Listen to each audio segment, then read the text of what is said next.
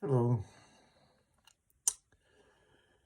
I was just thinking about my experience this past 4 years and all these things that I want to express.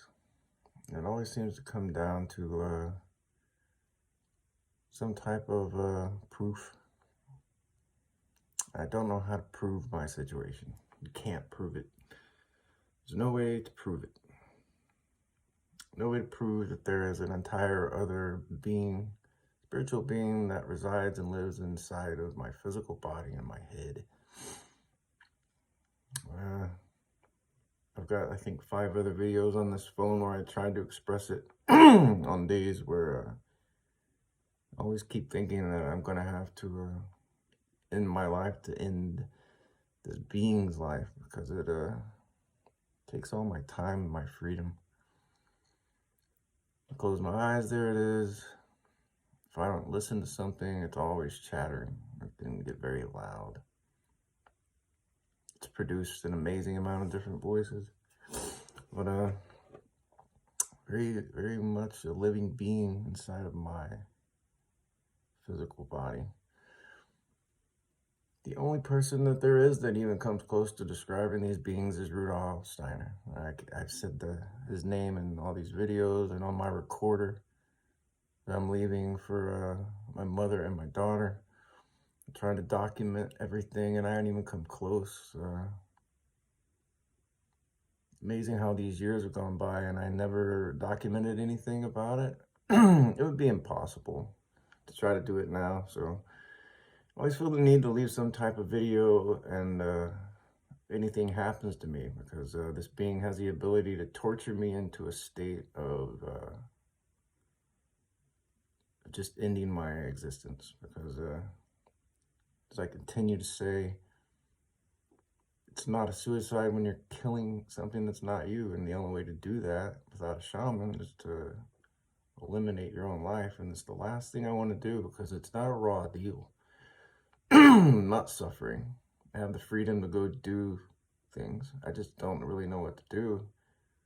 The imminent threat of headaches and constant psychological torture from this being, it's hard to just get a grip and then do something. It's hard to learn and listen to things or read things with this being continuously chattering away, trying to distract me, asking me, what are you talking about? What are you talking about? Ever since I started learning these things, it's keeps trying to keep me from learning. It always has, actually. I play the guitar, and it changes the notes around. Strings vibrate out the notes, right? Well, it voices it out. It's very hard to describe. I've been doing it the whole time I play the guitar here. It's not stealing me singing, which is why I stopped singing. And it makes the guitar not very enjoyable, because it's you hit a string, it mocks it and changes it to where it doesn't sound in tune. It's always trying to still my attention. So it's hard to just relax and play the guitar and enjoy it. It's hard to enjoy anything when you're trying to deal with this being. But I'm not going to give up. It's December the 12th, 2023. I feel like I've lost all these years and all this time thinking that I was going to get my life back and be by myself finally, which is stupid, I guess. You're possessed by some being. It never goes away. It tries to make you think that you can get your life back. It's very smart. So, not depressing, but I keep thinking lately, though, all I do is work, deliver pizzas. I'm not helping anybody, really. I'm not doing anything of worth. I'm not going on adventures. I don't have friends. And more than any other thing on this earth, I can't fall in love again. I can't meet someone and be intimate and get to know them, because I got chatterbox here, an eyeball in the head, keeping me from any sort of real intimacy in life with somebody else. My experience with Jennifer Hammer was this thing. Just shut up. Couldn't be myself around her. I can't be in love. I can't fall in love again. I think that's the worst part of this deal. I can't just go meet someone, fall in love, and then get to know me without realizing, oh, this guy's possessed with some demon. Neat. Messed up in it. I don't really agree it's a demon. It's some type of spiritual being. You listen to or read Rudolf Steiner, it makes more sense. Yeah, I know it sounds ridiculous, probably crazy. I try to express it, and it never comes out right. For years now, I've been so worried about defending against this thing, because the last thing you're supposed to do is communicate. And it jerks me around that it has the ability to do that. It makes everything uneasy. It's always listening. So it's hard to just be me anymore and live my life. And the continued thing is that I have so much empathy for some reason. It's like I care more about this being than my own self. Maybe that's part of it, what it does. I don't know. I'm always worried, you know. Is it okay? It's living in my head. It's experiencing everything I am. Is it okay? I ask it and it just turns away. It's sort of magical, amazing type experiences with me and this being, but the whole goal of life, I thought, was to be yourself and to have time by yourself and be able to think. It makes my thoughts audible at times, and it's just really hard to think. I get into a place where I can think and it shuts it off, and then I can actually figure things out, but it's stealing my thoughts. So decided with the recorders that I started saying things for my mom, and then I started saying things to Sadie. So if I have the time to, I'm gonna go buy another recorder and just make one for her and one for my mom. It'd be great if I had some other friends that would want to listen to it besides maybe Drew and Neil at work. Maybe those two might want to understand. I think Neil would. I think Drew would, actually. Give him some credit. He's a good guy. Good guy.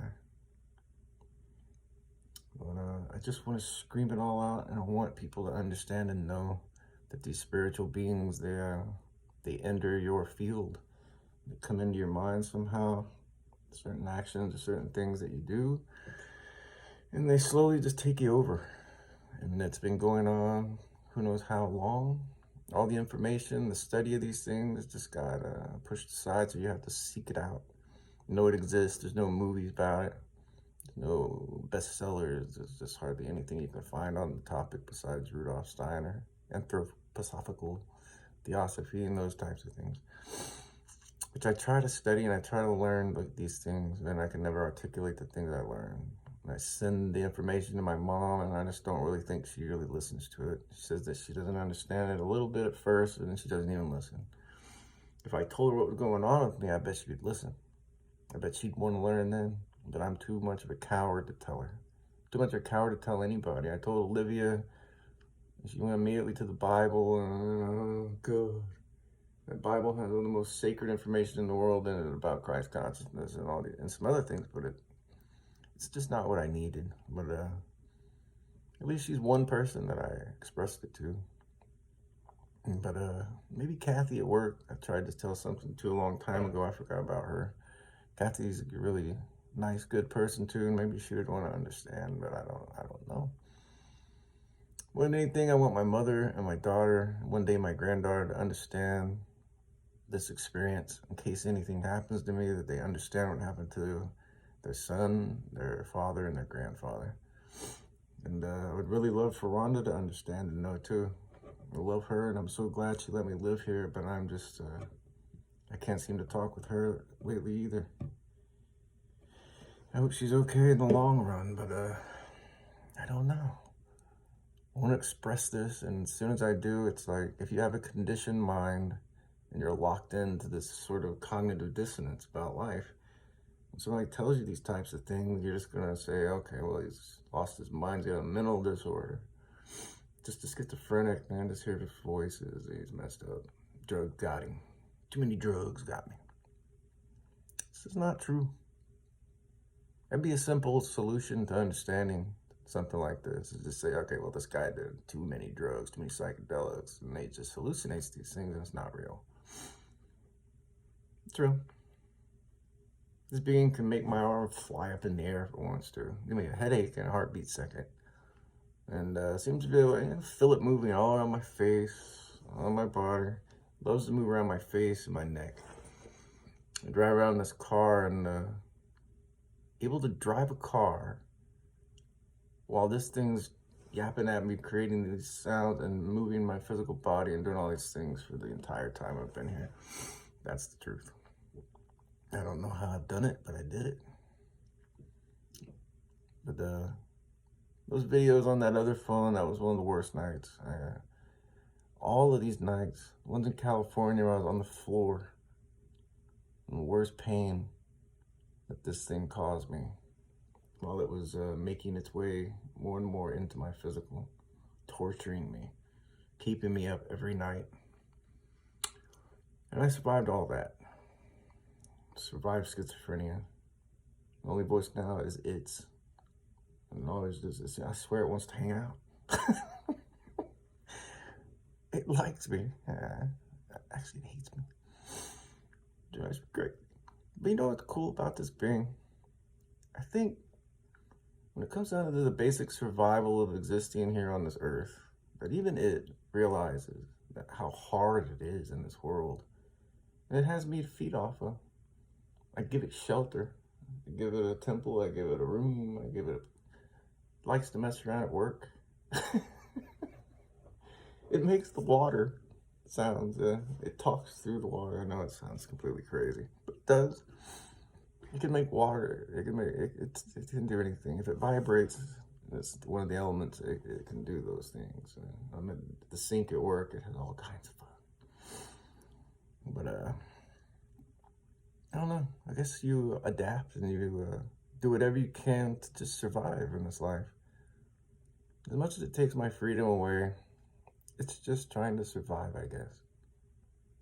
I just want to know what the end game is with the master of sound here. What it wants from me.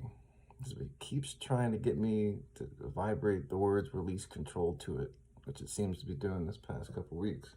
If it can capture that, then I suppose if that's the end game, then it'll never get it from me. I got too much practice. Nonetheless, I don't know how much space I have on this phone or how much time left I have. So for one of the last times, I hope, too much to articulate, too much to express in one video. It would take a huge book to express everything I've been through with this being. A very long movie to try to show, I mean, beyond the beyond. So, I guess, one more video where I say this, which is, if anything happens to me, and it looks like I killed myself, it was because of this being. Because of this being torturing me to the point of where I couldn't continue to go on. Pardon me. As far as psychological torture goes, I'm through the worst of it, I suppose. If it tortures me physically to the point where I can't take it, then I'll have to just go. And I'll have to stand up by killing it. And I just don't want to do that. So, hope it works out between me and this being. The thing I'm worried about is the police getting my phone and the other phone and the things that are supposed to go to my mother and my daughter.